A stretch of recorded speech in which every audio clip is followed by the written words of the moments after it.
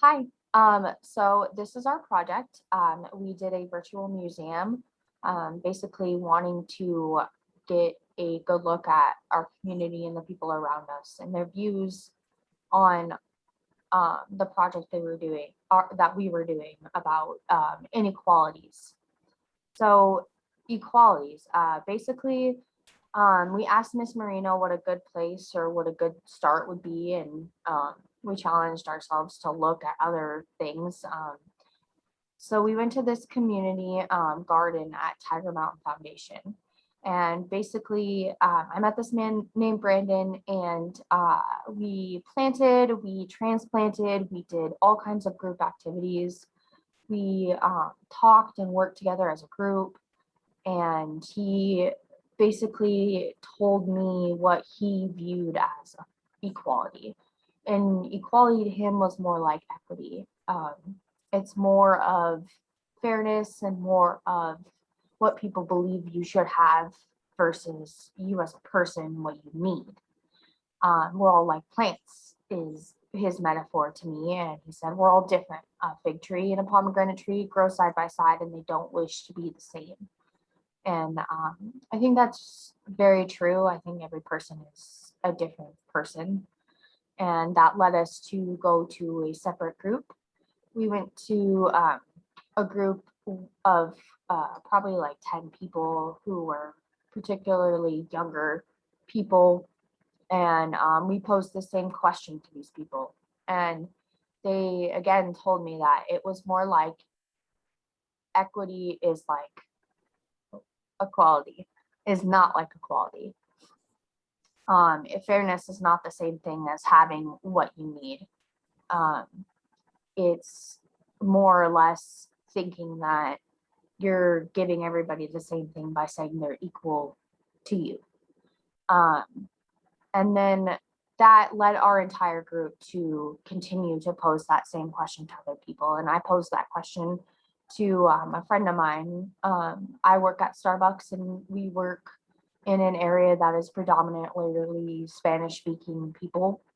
And my coworker takes on that communication barrier with, full force. She has no problem just being there and telling people, like, let me communicate with this person and make their experience great. Um, she made this painting for us and she told us that, to continue to be equal, we need to be and grow together, be welcoming and important and respected and encouraging to each other. Um, and my own fiance is a minority. He's a part of the Native American Creek tribe, and he wants to instill that in his son to break those generalizations. And he wood burns, and it's kind of just a hobby for him. He unknowingly kind of just celebrates a lot of his own roots, and he just kind of hopes to instill that in his own son. And I think that's a really cool thing to um, celebrate about him. And yeah. So one of the people that I had interviewed was Miss N, and she's a second grade teacher here in Tempe. And one of the things that she brought up about equality in the education system is kind of like what Haley was saying, and how it would be more of like equity rather than equality. So she works at a Title I school, so that means that the majority of the kids there come from low income families, and because schools are based on how they're funded, low income or Title I schools are because they're low income communities, so they get less funding than others.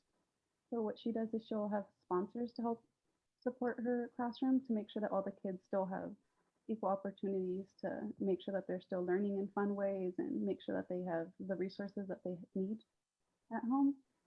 And then a second person that we had interviewed was a local dentist here, and how he's and what equality means to him and how it affects his day-to-day life. And he is a minority as well. He's from India, so he does get discriminated mostly in airports, he says. So by being harassed by TSA, he noticed that when he does bring up the fact that he is a doctor, he gets more respect. And so equality to him is when he doesn't have to bring up his educational background or the fact that he is a doctor, and just be treated more of like a person rather than discriminated against his religion or his ethnicity. Hi, my name is Marilyn, and what is inequality like for a 60-year-old man looking for a job these days? So for my dad, for instance, he had a hard time in 2018 finding a job after he was fired from a company he was working for years. After he was applying for many jobs, he kept getting rejected because he had competition with the younger people that knew more about computers than him or had more skills and ability to do more stuff than he can, like by lifting or anything like that. And he believes that we should find all fairness in finding a job, even if you're 60, 70, or 20 years old. Everybody should have the ability to work if they have to work, because it's hard living life in these days with all the bills and everything. So my second person that I interviewed was my friend Iridian. Is it fair for newborn moms not to get the benefit at work to get maternity leave?